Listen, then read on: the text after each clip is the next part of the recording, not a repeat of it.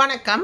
இந்த வீடியோவில் corporate accounting 2 சப்ஜெக்டில் லிக்விடேஷன் ஆஃப் கம்பெனிஸ் சாப்டரில் university of Madras April 2021 question பேப்பரில் கேட்டிருக்கக்கூடிய 10 மார்க்ஸ் ப்ராப்ளம் சால்வ் பண்ண போகிறோம். கார்ப்பரேட் அக்கௌண்டிங் 2 சப்ஜெக்டில் வீடியோஸ் அப்லோட் பண்ணியிருக்கேன். பிளேலிஸ்ட்டு லிங்க் டிஸ்கிரிப்ஷன் பாக்ஸில் கொடுத்துருக்கேன். கண்டிப்பாக மிஸ் பண்ணாமல் பாருங்கள், உங்களுக்கு யூஸ்ஃபுல்லாக இருக்கும். Liquidation of companies theory, liquidators final ஸ்டேட்மெண்ட்டோட ஃபார்மேட் எல்லாமே வீடியோஸ் அப்லோட் பண்ணியிருக்கேன். அந்த வீடியோஸை பார்த்துட்டு இன்றைக்கி நடத்தக்கூடிய ப்ராப்ளத்தை பார்த்தீங்க அப்படின்னா உங்களுக்கு கண்டிப்பாக புரிஞ்சுக்க முடியும். ஓகே, ஸோ இப்போ நம்ம ஏப்ரல் 2021 கொஸ்டின் பேப்பரில் என்ன கொஸ்டின் கேட்டிருக்காங்க அப்படின்றத பார்க்கலாமா? ஏப்ரல் 2021 கொஸ்டின் பேப்பர் இதில் பார்த்தீங்க அப்படின்னா கொஸ்டின் நம்பர் 23 நமக்கு வந்து லிக்விடேட்டர்ஸ் ஃபைனல் ஸ்டேட்மெண்ட் கேட்டிருக்காங்க. ப்ராப்ளமில் என்னென்ன இன்ஃபர்மேஷன்ஸ் கொடுத்துருக்காங்க அப்படின்றத ஃபஸ்ட்டு நம்ம ப்ராப்ளத்தை ரீட் பண்ணி தெரிஞ்சுக்கலாம். A company went into voluntary liquidation on 31/3/2010 when the following balance sheet was prepared. Company வந்து லிக்விடேட் ஆகுது, அதாவது கம்பெனியை க்ளோஸ் பண்ணுறாங்க. என்ன டைப் ஆஃப் லிக்விடேஷன் பார்த்தீங்கன்னா வாலண்டரி லிக்விடேஷன். என்ன டேட்டில் க்ளோஸ் பண்ணுறாங்கன்றதை கொடுத்துருக்காங்க. அந்த டேட்டில் பேலன்ஸ் ஷீட் ப்ரிப்பேர் கொடுத்துருக்காங்க information. Okay, so balance sheet information நீங்கள் ரீட் பண்ணிக்கோங்க. லிக்விடேஷன் அப்போ என்ன ப்ராசஸ் நடக்கும் அப்படின்னு பார்த்தீங்கன்னா அசட்டை சேல் பண்ணி லயாபிலிட்டிஸை வந்து என்ன பண்ணுவாங்க, பே பண்ணுவாங்க. ஓகே, ஸோ என்னென்ன அசட்ஸ் எல்லாம் ரியலைஸ் ஆயிருக்கு அப்படின்ற அமௌண்ட்டை தான் கொடுத்துருக்காங்க. Free hold property which was used in the first instance to pay the partly secured creditors ப்ரோரேட்டா ₹3,600. Free hold ப்ராப்பர்ட்டியை சேல் பண்ணியிருக்காங்க. அதில் கிடைச்ச அமௌண்ட்டை வச்சு பார்ட்லி செக்யூர்டு கிரெடிட்டாஸை ஃபஸ்ட்டு பே பண்ணியிருக்காங்க. எவ்வளோ பே பண்ணியிருக்காங்கன்னு பார்த்தீங்கன்னா 3,600. மெஷினரி சேல் பண்ணியிருக்காங்க, 5,000 கிடச்சிருக்கு. ஸ்டாக் டெட்டாஸ் எவ்வளோ ரியலைஸ் ஆகிருக்குன்னு பார்த்தீங்கன்னா 6,200, 8,700. கேஷ் வந்து ₹100 இருக்குது. எக்ஸ்பென்சஸ் ஆன் லிக்விடேஷன் வந்து ₹100 அப்படின்னு கொடுத்துருக்காங்க. லிக்விடேட்டர்ஸ் ரெம்யூனரேஷன் எப்படி கேல்குலேட் பண்ணணும்னு பார்த்தீங்கன்னா 2.5% on the amount realised including cash and 2% on the amount paid to unsecured creditors. இந்த ப்ராப்ளம் பார்த்தீங்க அப்படின்னா உங்களோட ரெட்டி மூர்த்தி புக்கில் இருக்கக்கூடிய illustration number 9th problem. Okay, same problem தான் உங்களுக்கு கேட்டிருக்காங்க.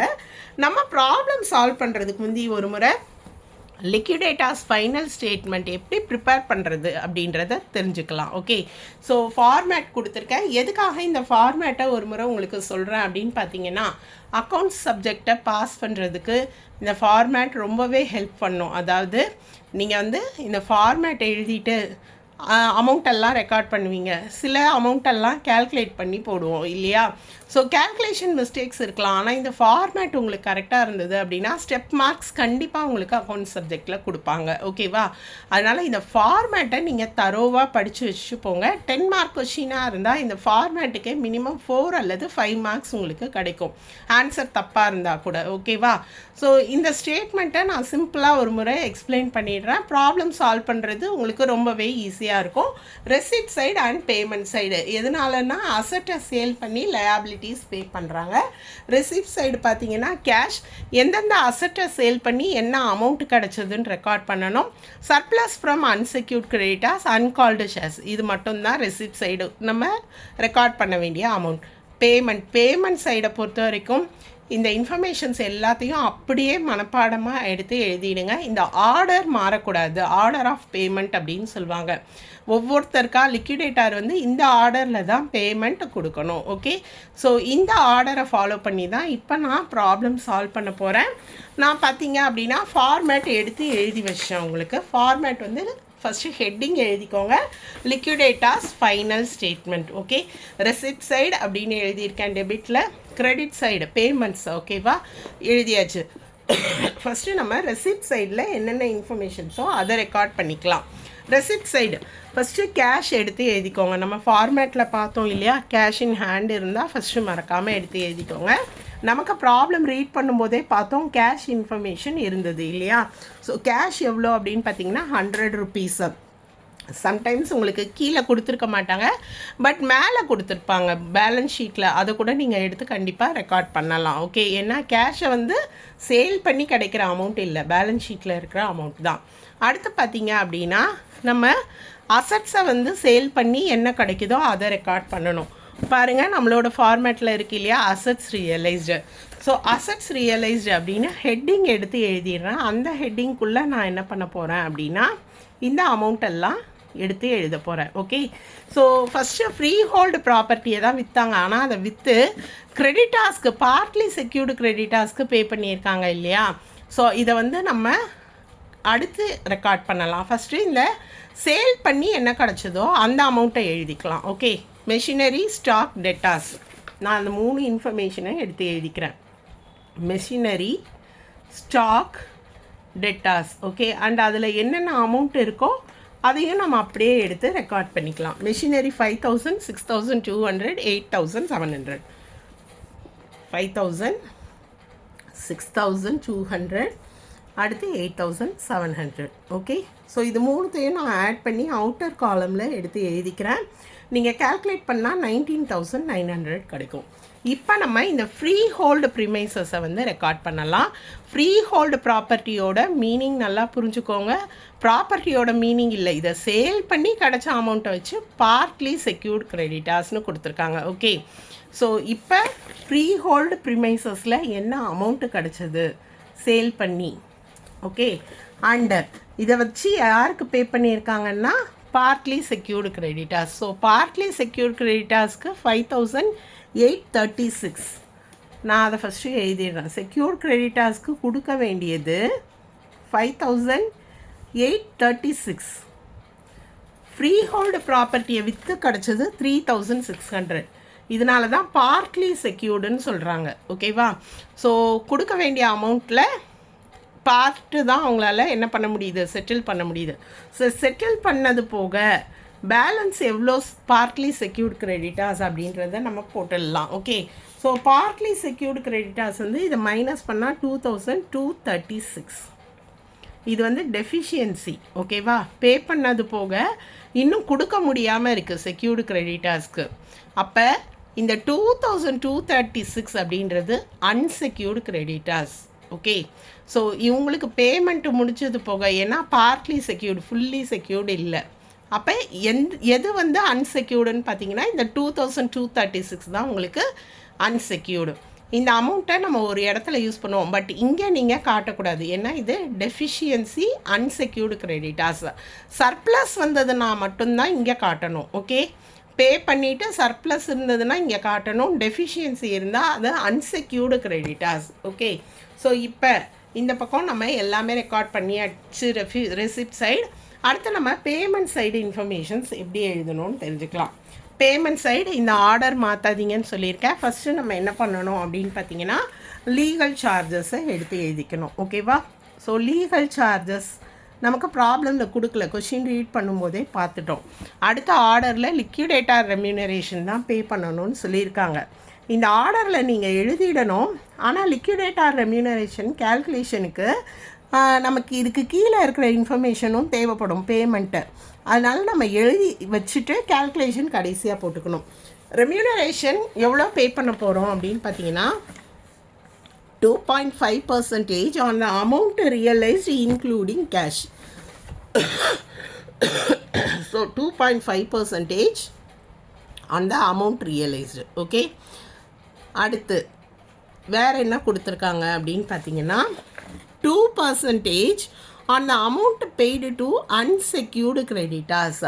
ஸோ அன்செக்யூர்டு கிரெடிட்டார்ஸுக்கு பே பண்ணக்கூடிய அமௌண்ட்டில் 2%. இங்கே ப்ரிஃபரன்ஷியல் கிரெடிட்டார்ஸும் இருக்காங்க, அன்செக்யூர்டு கிரெடிட்டார்ஸும் இருக்காங்க இல்லையா.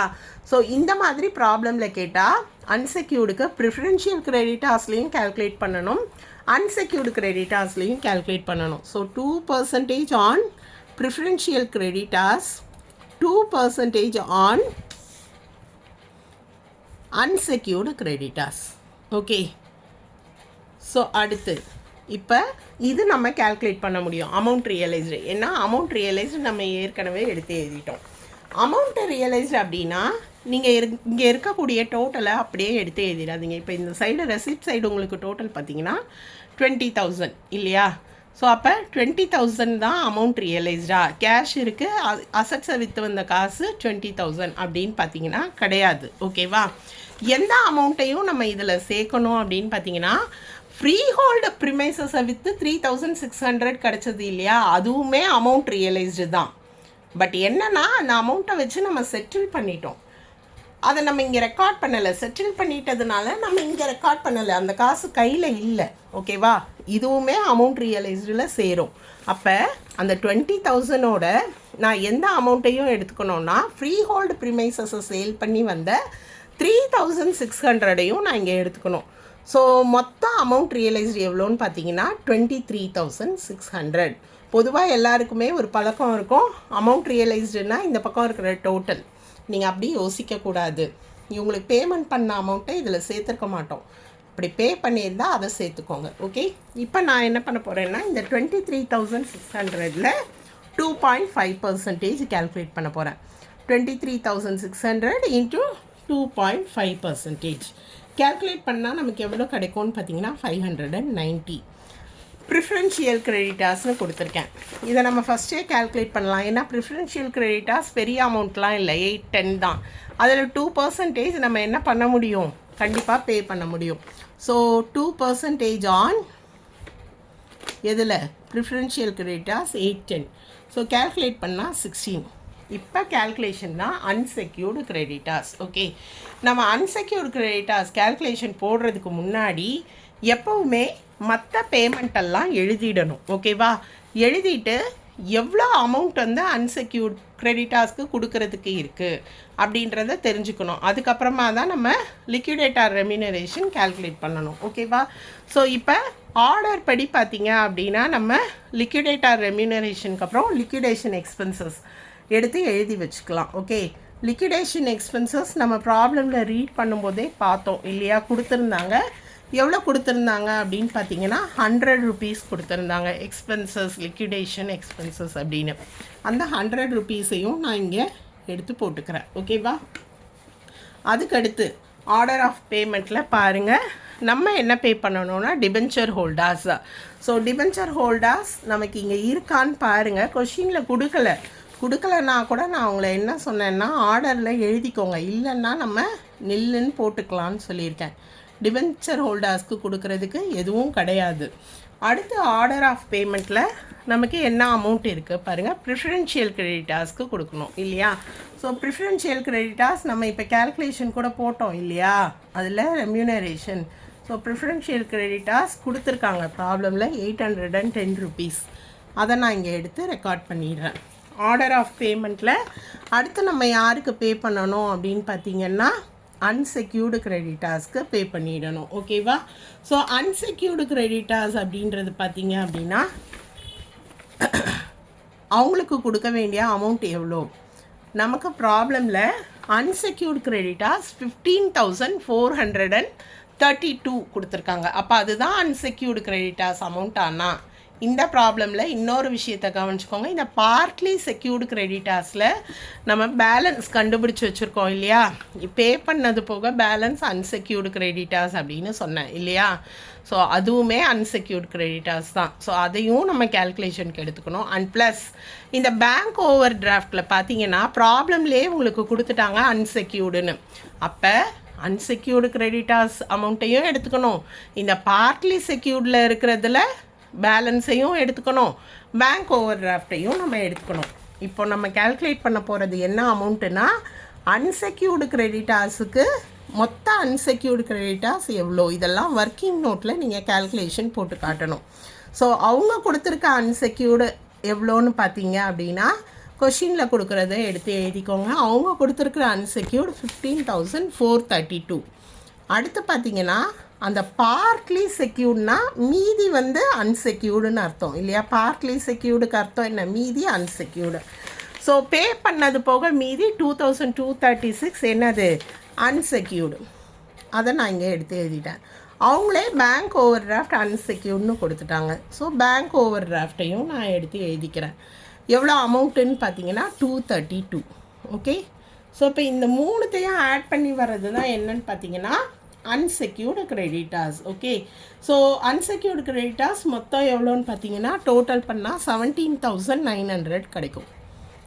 ஓகே, ஸோ இப்போ அன்செக்யூர்டு கிரெடிட்டார்ஸ்க்கு கொடுக்கறதுக்கு கையில் அமௌண்ட் இருக்கான்னு செக் பண்ணணும். ஓகே, அன்செக்யூர்டு கிரெடிட்டார்ஸ் வரைக்கும் எடுத்து எழுதிடுங்க. எழுதிட்டு அவங்களுக்கு கொடுக்க அமௌண்ட் இருக்கான்னு பார்த்துடணும்.